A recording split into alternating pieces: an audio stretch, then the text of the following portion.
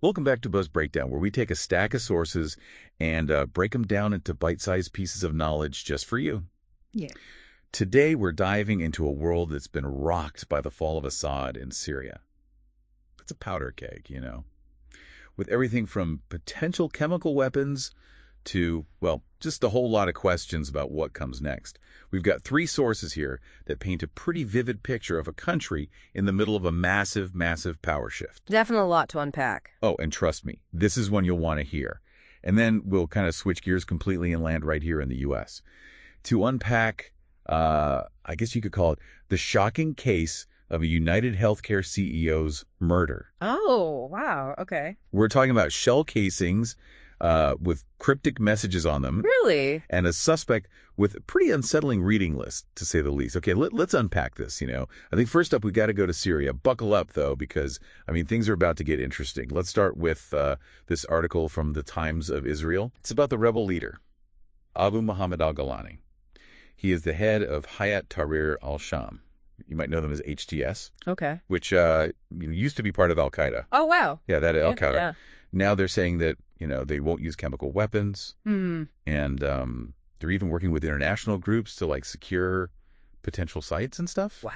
What's the deal here? What do we make of all this? What's fascinating here, I think, is that it seems like a pretty calculated move to, try to gain legitimacy on the world stage. They're publicly distancing themselves from their al-Qaeda past, right, and presenting themselves as a responsible force, in this new Syria that's emerging.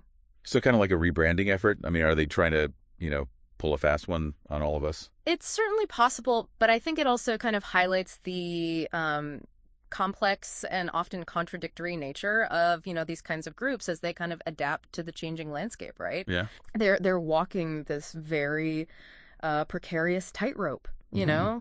Trying to appeal to international powers while at the same time, trying to maintain their grip on power. So HTS is definitely one piece of this whole puzzle, right? Yeah. What about Russia, though? They were Assad's biggest ally, right? What are they doing now? Now that he's gone, we've got a BBC article here that mentions that Russian ships are leaving their base in Syria. Okay. Are they abandoning ships? Okay. Now that their guy is gone? It's, I think, a little bit more nuanced than, just a complete withdrawal. I don't think they're leaving entirely. Okay. It's more of a strategic repositioning, shifting their assets around, possibly to other areas of interest, like Libya, for example. So they're kind of playing it safe, Yeah. right? Hedging their bets until things kind of settle down. Exactly. I think the Kremlin is clearly concerned about the future of their influence in the region. They invested very heavily in Syria. Right. Yeah. And I don't think they're just going to give that up that easily. Yeah. I think this strategic repositioning, allows them to sort of observe and react to the evolving situation without, fully committing to any particular faction. Makes sense. What about the Syrian people, though? They're kind of caught in the middle of all of this, right? Oh, absolutely. We've got another BBC article here that mentions that thousands of prisoners are being released from Assad's prisons. Wow. Including an American named Travis Timmerman. Really? Can you even imagine? Being stuck in a Syrian prison for months. With no idea what's happening in the outside world. It's incredible. This release of prisoners, I think, really underscores the human cost of this conflict. For years, Assad's prisons were just infamous for their brutality. And, the systematic abuse of detainees. I think the fact that, they're being emptied now speaks volumes about, the power shift that's taking place. Definitely a glimmer of hope. Yeah. For those who, have suffered under Assad's regime. But is this a sign of real change? Yeah. Or is it just kind of a temporary reprieve? Well, that's the million-dollar question, right? Yeah. I think the world is watching to see what kind of government emerges from all this chaos, Yeah. and how they will, address the atrocities of the past. Right. Will they seek justice for the victims? Will they hold those who are responsible, accountable? Yeah. Or will they prioritize, stability Right. over accountability? So many questions, right? And so much uncertainty. I mean, it's swirling around Syria right now. Yeah. I think, it's a stark reminder that the actions of leaders, they have a ripple effect, right? Totally. That can be felt far beyond their own borders. Okay, so we've got a new world order, right? Yeah. Emerging in Syria. Definitely. Lots of players are, vying for power and a whole lot at stake. But before we, I guess, get into all of that, let's shift gears. Okay. Let's dive into this murder case Okay. right here in the U.S. All right. This case is wild. Okay. Remember the United Healthcare CEO Yeah. who was shot? Yeah. Well, we've got a deep dive on the suspect, Luigi Mangione. Yeah. And let me tell you, this story takes some unexpected twists and turns. Oh. Get this. Yeah. Mangione came from a wealthy family. I mean, went to top schools, even founded a video game club. Mm-hmm. But then, he gets injured. He struggles with chronic pain, and then suddenly he's arrested for murder Wow. with shell casings that say, deny, defend, and depose. Oh, that's really interesting. Yeah, I know, right? Those details are definitely intriguing. I know. It's almost as if he's trying to send a message or something. Yeah, yeah. And it gets even weirder, though. Okay. The articles mentioned that he was reading books about the backplane industry. Okay. And even the Unabomber Manifesto. Talk about a concerning reading list, Wow. Yeah, that's something else. I know, right? It raises an important question, though, I think. To what extent did Mangione's personal experiences, with the healthcare system shapes his actions? Right. Did he see himself as a victim of a system that was rigged against him? Yeah. That's what I was wondering. I mean, the articles suggest that he became increasingly disillusioned with insurance companies. Okay? Yeah. Even calling them parasites in a note that the police found. So do you think this is a case of someone who was, kind of pushed to the edge, or is there something more sinister going on here? It's it's difficult to say for certain at this point, Right? But there's clearly a sense of resentment there, Right. right? And a desire to strike back at a system that he perceived as unjust. And those shell casings, right? I mean, with the words, deny, defend, and depose, it's chilling. Yeah. They seem to directly reference the tactics that are used by insurance companies to reject claims and stuff. Oh yeah. It's like he's almost mimicking their language, Yeah. to kind of expose their perceived cruelty. It's a disturbing thought, Yeah. and it does raise concerns about the potential for copycat crimes. Mhm. Mangione's actions, they were fueled by resentment, right, Yeah. and a sense of injustice, and that could inspire others who feel similarly disenfranchised. That's a scary thought. I mean, we've seen how individuals can be radicalized. Oh yeah. By online communities and extremist ideologies. Could Mangione's case kind of become this rallying cry for others, Mm-hmm. who feel wronged by the healthcare system? It's definitely a possibility that we can't ignore. Right. His story, taps into this really deep vein of frustration and anger that exists, in a lot of people. Right. who feel, I guess you could say, trapped, right, Yeah. by systems that they perceive as unfair and uncaring. So we've got two very different stories here. Yeah. One about a nation grappling with the fallout of a dictator's downfall. Right. And the other about an individual seemingly pushed to the edge by a system that he felt had failed him. But there's a common thread running through both of them. The impact of systems on individuals, Right. whether it's a political regime or the healthcare system. These powerful forces can shape our lives in really profound ways, Absolutely. sometimes for better, sometimes for worse. Yeah. We'll be back in part 2 to continue unpacking, these complex issues. But for now, we want to hear from you. What stands out to you in all of this? Yeah. What questions are swirling in your mind? Drop us a comment on our website or, connect with us on social media. We're eager to hear your thoughts and continue this conversation. Yeah, for sure. Welcome back to Buzz Breakdown. When we left off, we were talking about the potential for, copycat crimes. Right. Inspired by, Luigi Mangione's actions. Mm-hmm. And, I mean, it's a disturbing thought, Definitely. but one that, we need to consider, especially, as we're examining the power dynamics between individuals and, systems. Yeah, those shell casings. Oh, yeah. With the words deny, defend, and depose on them. It's really sticking with me. Yeah, it's pretty wild. I mean, it's like he's using their own language against them. Yeah. It's a chilling example, I think, of how personal experiences can, right. be twisted into like a justification for violence, right? And we see this, time and time again throughout history, individuals who feel wronged by, by systems of power, they often lash out, right? In ways that are both tragic and kind of perplexing. Yeah, it's like that old saying, right? Yeah. When injustice becomes law, resistance becomes duty. Mm-hmm. But I mean, where do we draw the line? Right. Between legitimate protest and criminal acts. Yeah, that's the $1 million question, isn't it? And it's one that societies have been grappling with for centuries. Yeah. Think about the French Revolution, or the American Civil War.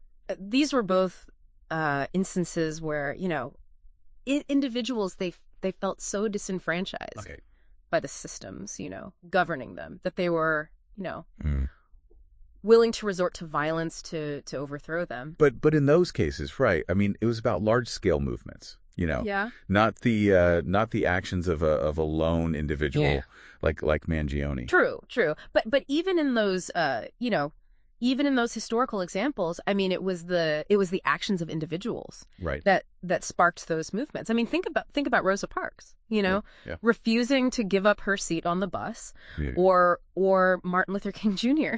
Leading the March on Washington. I mean, these were acts of defiance by individuals, right? Who felt compelled to challenge the status quo. So you're saying that Mangione, right? I mean, despite his horrific actions, he might be part of a larger pattern of individuals pushing back against systems that they perceive as unjust. I think it's a possibility worth considering. I mean, his case, though extreme, right? Right. It highlights, I think, this growing tension. Between individuals and the institutions, right? That govern their lives. I mean, whether it's healthcare, education, the political system. Right. People are increasingly, I think, feeling disempowered and ignored. And when those feelings, reach a boiling point, it can lead to, unpredictable and sometimes dangerous outcomes. Exactly. We're living in an age of social media, right? Yeah. And instant communication where information, spreads like wildfire. Right. And individuals can connect with, like-minded people across the globe. This can be a powerful force for good, right? But it can also be exploited by those who are, seeking to spread hate, incite violence, so discord. So how do we prevent, these feelings of isolation, right? Yeah. And powerlessness from festering into something, something dangerous, especially in a world that feels increasingly polarized and chaotic. That's the challenge, isn't it? Right. I don't think there's a single solution, but I think it starts with fostering empathy, I think. Okay. And understanding. Yeah. We need to create spaces where people, feel safe to share their experiences, to voice their frustrations, and to feel heard. We need to listen to each other's stories. Absolutely. Even when they make us uncomfortable. Yeah. And try to understand the perspectives of those who see the world differently than we do. Exactly. It's about building bridges, right? Instead of walls. Right. And recognizing our shared humanity, Yeah. even when we disagree. That sounds great in theory, Yeah. but I mean, how do we actually do that in practice? Right. Especially in a world where, people are often, quick to judge and condemn those who hold different views. Well, I think it starts with, Yeah. small acts of kindness and understanding. It could be as simple as, striking up a conversation with someone you don't know. Okay. Volunteering in your community. Yeah. Or donating to a cause that you believe in. So it's about, building connections, Yeah. fostering community, Right. and working together to create a more just and equitable world for everyone. Exactly. It's about recognizing that, we're all in this together. Yeah. And that, our individual actions, no matter how small, right, Right. can have a ripple effect that extends far beyond ourselves. That's a powerful message. Yeah. But before we get too lost in the warm and fuzzies here, Yeah. let's bring the conversation back to Syria for a moment. Okay. We left off talking about, the uncertainty of the future there, and how Assad's fall has created this power vacuum. Right. What's the latest on that front? Well, things are definitely heating up, Right. with Assad gone. I mean, various factions, Right. right, are vying for control, each with their own interests and agendas. Yeah. This includes rebel groups, some with Right. some with extremist ideologies, Right. as well as foreign powers, Yeah. like Russia and Iran. So it's a real tangled web Yeah. of alliances and rivalries with everyone, trying to position themselves for the best possible outcome. Absolutely. And what about the Syrian people? I mean, what's their future looking like in all of this? Well, that's the heartbreaking part, isn't it? Right. I mean, like, the people of Syria, I mean, they've already endured so much suffering, and now, Yeah. they face an uncertain future, Yeah. filled with Yeah. filled with the possibility of further violence and instability. We were talking about HTS earlier. Yeah. The group with ties to al-Qaeda. Right. What's their role in all this? I mean, are they likely to, to seize power? It's a possibility, but a complicated one. Right. While they're a significant force, on the ground, they're also, Yeah. viewed with suspicion by a lot of Syrians and by the international community. I mean, their past association with al-Qaeda makes them a controversial player, to say the least. So even if they manage to, to gain control of the country, I mean, they're going to face a lot of challenges. Oh yeah, Both internally and externally. absolutely. Right. And that's not even mentioning Right. the potential for other extremist groups, Right. to exploit the chaos, Yeah. and gain a foothold in the region. I mean, ISIS, for example, Right. is still a threat, even though they've lost their territorial caliphate. Okay, so we've got we've got rebel groups, Yeah. we've got foreign powers, Right. and the lingering threat of terrorism. Mm. What's the international community doing? I mean, to try and stabilize this whole situation. Well, it's a delicate balancing act. Yeah, right. No one wants to see another protracted conflict, Right. but intervening directly carries its own risks and complexities. So it's a wait and see approach for now. To a certain extent, yeah. Okay. But there are ongoing efforts to provide humanitarian aid, Right. to the millions of Syrians who have been displaced by the conflict. Yeah. And there's diplomatic pressure, Right. being applied to try and bring the various factions to the negotiating table. It sounds like a long and difficult road ahead for Syria. It certainly will be. Yeah. But amidst all the chaos and uncertainty, Yeah. there are also stories of resilience and hope.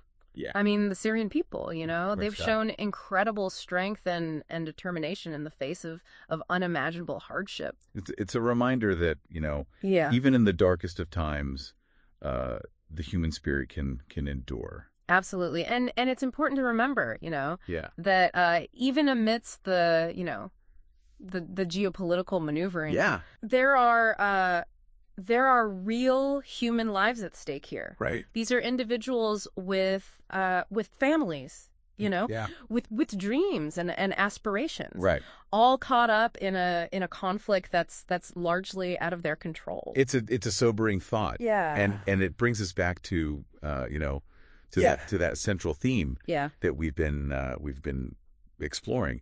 The complex interplay between, Right. between systems and individuals. Right. In Syria, we see how the actions of Here's one leader. Assad Yeah. triggered this cascade of events Absolutely. that have destabilized an entire region. Yeah. And continue to have, far-reaching consequences. Absolutely. And in the case of Luigi Mangione, we see how how the frustrations of a single individual Yeah. can erupt into violence. Yeah. With the potential to inspire, copycat acts Right. and further unrest. It's a reminder, I think, that that the choices that we make, right, Yeah. both individually and collectively, I mean, they have the power to shape our world. Yeah. For better or for worse. We'll be back in part 3 to continue exploring, Yeah. these themes and to delve a little deeper into, the questions raised by these stories. Yeah. Welcome back to Bez Breakdown. We're in the final stretch of our deep dive, Yeah. into the dramatic power shift in Syria. Right. And, a pretty chilling murder case right here in the U.S. Mhm. That might signal a kind of a troubling trend. Yeah. We've covered a lot of ground, Yeah, we have. from rebel groups, vying for control in Syria to a suspect with a very, very disturbing reading list. It's a lot to take in. But before we wrap things up, I kind of want to, take a step back Okay. and kind of connect the dots a little bit for our listeners. Sure. One thing that keeps coming up for me, Yeah. is this idea of individuals Yeah. feeling powerless, Yeah. Right. against these large systems, Yeah. whether it's a political regime Yep. or the healthcare industry. It's like we're seeing this clash, Yeah. between those who hold power Right. and those who feel marginalized. Yeah. and ignored. Yeah, that's a keen observation, and I think it's a dynamic that's playing out, on a global scale right now. I mean, think about the rise of populism Yeah. and the backlash against, globalization and stuff. I mean, people are feeling increasingly disconnected, Yeah. from the institutions that govern their lives, and they're searching for answers. And sometimes those answers, Yeah. right, lead them down some pretty dangerous paths. Oh yeah, definitely. Like in the case of Mangione, who, Mm. seemingly went from a very promising future Yeah. to becoming radicalized Yeah. against the healthcare system. Yeah. His story, I think, is a stark reminder that we can't, Right. we can't just ignore these feelings of disillusionment Yeah. and resentment, Right. We need to find ways to address the root causes of this anger Yeah. and create systems that are more responsive, I think, Right. to the needs of the people that they serve. But how do we do that? I mean, especially when we're, when we're dealing with complex issues Yeah. like healthcare reform Right. or political instability. Yeah. Yeah. In a region like the Middle East. It's it's not going to be easy. I mean, it requires, I think, a fundamental shift in thinking. Okay. We need to move away, I think, from these top-down approaches, right? Yeah. And towards more collaborative and community-driven solutions. So instead of like imposing solutions from above, Right. we need to empower individuals to be part of the process. Exactly. It's about giving people a voice, Right. and making them feel like they have a stake in the outcome. I mean, when people feel invested in their communities, Right. and believe that that their voices matter, they're less likely, I think, Yeah. to feel alienated and resentful. That makes sense. But let's bring this back to Syria for a moment. Okay. What does this kind of, empowerment look like Right. in a country that's been, that's been ravaged by war and political turmoil? Well, it's certainly it's a more challenging scenario, Right. but it still starts, I think, with recognizing the agency of the Syrian people. I mean, they've shown incredible resilience, right? Oh, yeah. And determination throughout this conflict, and they need to be they need to be central to any efforts to rebuild their country. So instead of just imposing our own solutions from the outside, Right. we need to support Syrian-led initiatives Absolutely. that address their specific needs and priorities. Exactly. It's about working in partnership with the Syrian people to create a future that is truly theirs. Right. Not one that is dictated by external powers. It sounds like a long and difficult road ahead, but I think it's the only path towards a lasting peace and stability in Syria. Yeah, I agree. And it's a reminder, I think, that even amidst the chaos and the destruction, there's always hope for a better future. And it's up to all of us, Yeah. to work together to make that hope a reality. Well said. Yeah. Well, on that note, we're going to wrap up this episode of Buzz Breakdown. Yeah, it's been a great conversation. It's been a wild ride. Yeah. Unpacking the fall of Assad, the potential for copycat crimes, and I guess just the complex relationship between individuals and systems. It's there's a lot there. If you found this breakdown helpful, please like, subscribe, hit that notification bell, all that good stuff, so you don't miss our next episode. We're we're always exploring new topics and digging deeper into the issues that matter most.